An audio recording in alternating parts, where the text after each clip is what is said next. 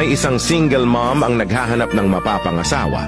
Isang araw, nag-post siya sa Facebook para doon maghanap. Looking for lalaking mapapangasawa.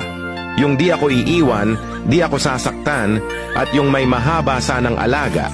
Hihi, pabirong saad ng babae sa post. Kinabukasan, may nag-doorbell sa bahay ng babae. Pagbukas niya ng pinto ay may nakita siyang lalaking walang kamay, walang paa, at nakasakay sa wheelchair. Tinanong niya ito, "Magandang araw ho. Ano po sadya niyo?" Sumagot naman ang lalaki ng, "Nabasa ko yung post mo sa Facebook na naghahanap ka ng mapapangasawa. Pwedeng-pwede ako." Natawa lang ang babae dahil sa unang tingin pa lang ay bagsak na ito. Kaya tinanong niya ito ulit, "Seryoso ka ba? Sige nga. Meron ka ba ng mga hinahanap ko sa lalaki? Di mo ba ako sasaktan?"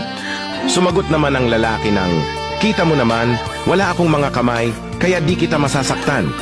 Paano kung maging asawa na kita? Di mo ba ako iiwan?" Tanong ng babae. Sumagot ang lalaki ng, "Wala akong mga paa, kaya di ako aalis sa tabi mo.